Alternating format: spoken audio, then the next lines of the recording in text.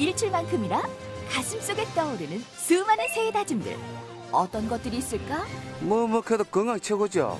올해는 꼭 원하는 곳에 취업하고 싶습니다. 새해에는 집정리를 더 깔끔하게 해서 산뜻하게 시작하고 싶어요. 번번이 실패하면서도 다시 시작하게 되는 새해 다짐들. 매번 세우는 목표는 우리를 설레게도 하지만 매번 실패하는 목표는 우리를 좌절하게 만들기도 하는데 작심 3일을 작심 1년으로 만드는 새해 다짐의 꿀팁! 지금 공개한다.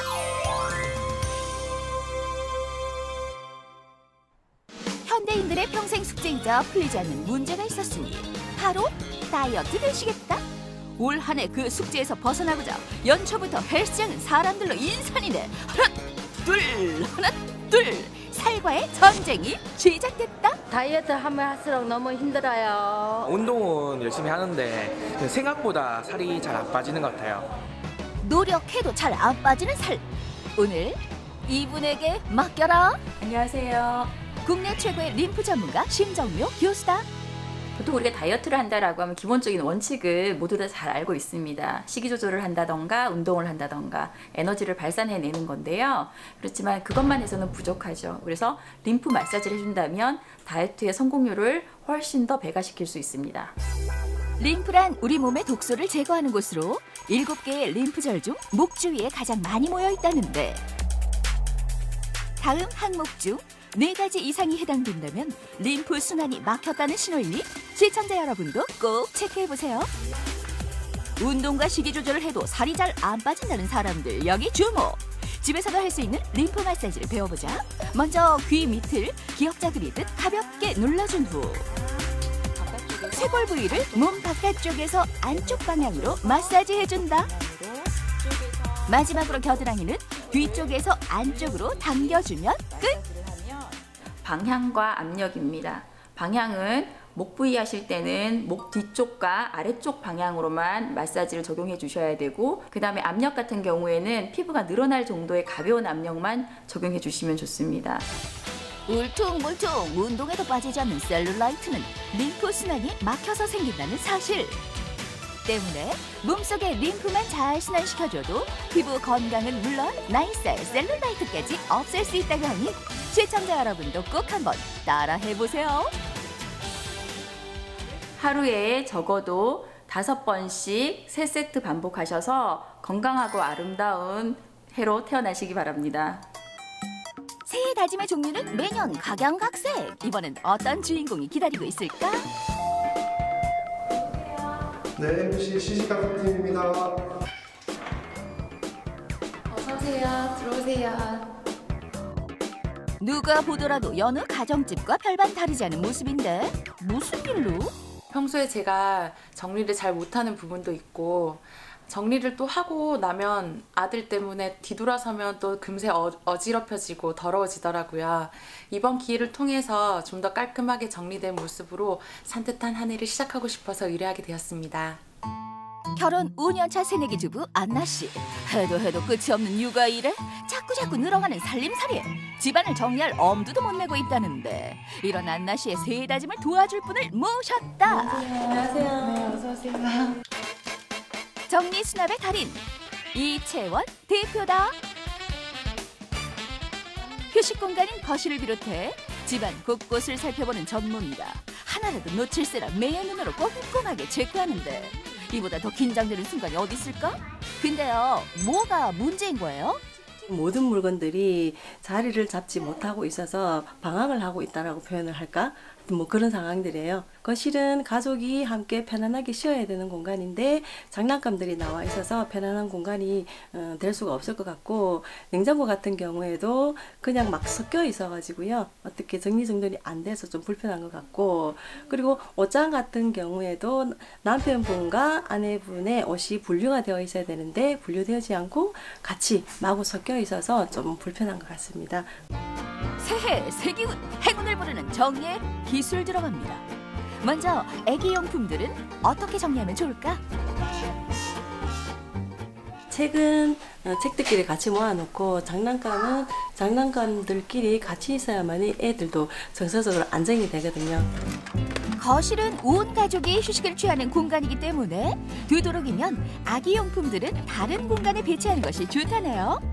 다음은 피할 수 없는 옷장 정리의 시간. 이 많은 옷들 어떻게 정리하면 좋을까?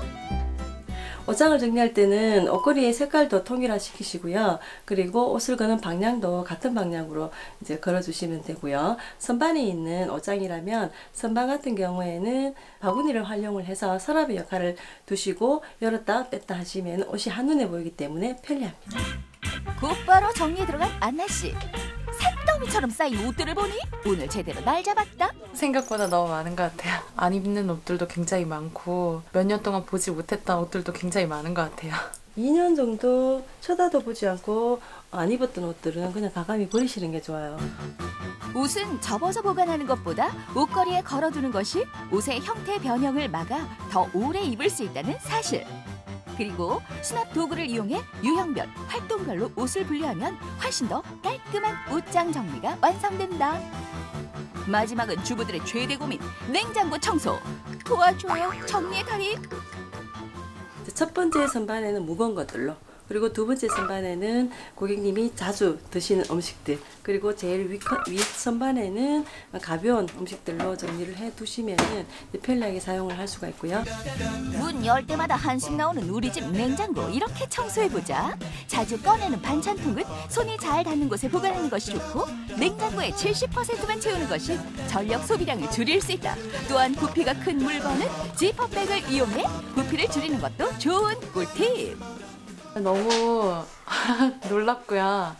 확실히 집이 훨씬 더 깨끗해지고 넓어진 것 같아요. 어떻게 정리됐는지 지금 바로 공개합니다. 아기용품이 가득했던 거실은 가족만의 휴식 공간으로, 옷으로 넘치고 넘쳤던 옷장은 종류별로 깔끔하게, 골치 아팠던 냉장고 정리는 무게별로 칸칸이 정리해서 깔끔하게. 어머, 이 정도면 슈퍼 그레이시다. 장난감 정리하는 거랑 냉장고 지퍼백으로 수납하는 거, 그런 거 보면서 많은 도움이 됐어요.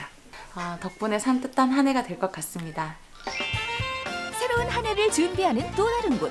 대학 캠퍼스 안은 새해 다짐을 품은 학생들이 열공 모드 중인데, 그나저나 영어 공부 중인 학생들의 표정이 어째 썩 밝아 보이진 않는다. 초등학교 때부터 영어 공부를 10년 정도 했는데 성적이 잘 안 올라서 그게 좀 고민이어서 좀 열심히 해보려고 해요. 취업 준비를 해야 되는데 영어가 어려워서 올해는 좀 열심히 해보려고 해요. 버스 멀미보다 더 울렁거린다는 그 이름, 잉글리쉬. 올해는 꼭 정복하길 바라며 모신 분이 있다. 베스트셀러 작가 최민석, 영어 전문가다. 일단 학생들이 어떤 방법으로 공부를 하고 있는지 살펴보기로 한 최민석 작가. 그의 시선이 어딘가에 집중되는데, 작가님 보시기에 우리 학생들 영어 공부법 어떤가요?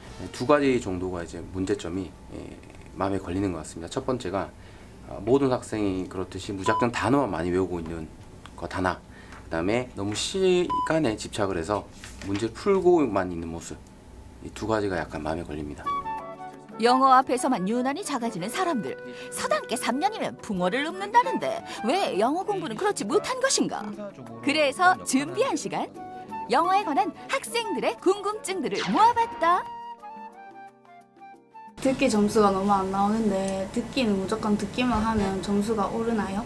실제로 듣는 것보다 더 중요한 것이 바로 읽어보는 것입니다. 왜냐하면 듣기 대본을 직접 보여주게 되면 자기도 깜짝 놀라는 게 되게 쉬웠다는 것, 실제로 들었다는 게. 근데 그것을 실제로 못 들었다는 거는 자기가 그 문장이나 단어에 대해서 발음하는 연습을 안 해봤기 때문에, 실제로 다시 말해서 못 읽기 때문에 못 듣는 경우가 대부분입니다. 그래서 듣기 공부를 할 때는 많이 듣는 것보다는 직접 입으로 읽어보는 것이 더 효과적이라고 할 수 있습니다. 혹시 토익 시험 칠 때마다 제가 시간이 늘 부족한데, 그래서 시간을 재면서 문제를 푸는데 그게 좋은 방법인가요?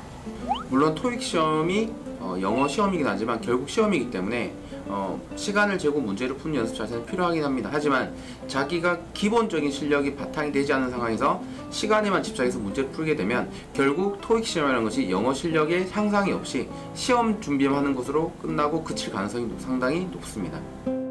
시간이 조금 걸리더라도 기본적인 문법과 원리를 먼저 익힌 후 본격적인 공부를 시작하는 것이 좋다는 것. 시간을 조금이라도 아끼려고 하면 사실 보기 A, B, C, D가 무엇인지를 생각하고 이게 결국 무엇에 대해서 묻는지를 먼저 전략적으로 접근한다면 시간을 그나마 조금 아낄 수가 있습니다. 그래서 영어를 가장 잘하는 것은 문제를 빨리 풀거나 암기하는 것보다는 꾸준히 오랫동안 하는 것이 최고라는 사실을.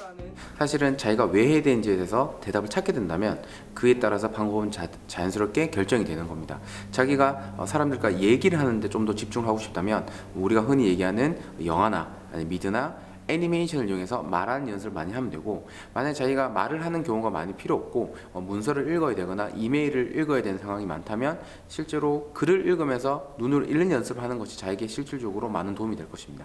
실제로 저희가 시험 문제를 푸는 게 영어 공부가 아니라 우리가 실제로 영어 공부를 잘하기 위해서 듣기라던가 발음이라던가 이런 문제에 대해서 짚어주셔서 저희가 앞으로 공부하는데 많은 도움이 될 것 같습니다. 올해는 더 좋은 영어 성적으로 또 좋은 곳에 취업하고 싶어요. 화이팅! 새해 첫날에 다짐했던 계획들 잘 지키고 계신가요? 내일로 미루고 내년으로 미뤘던 작심삼일 새해 다짐들. 올해는 우리 모두가 새로운 각오와 다짐으로 더 밝은 내일을 향해 힘차게 전진하는 한 해가 되기를 기대해본다.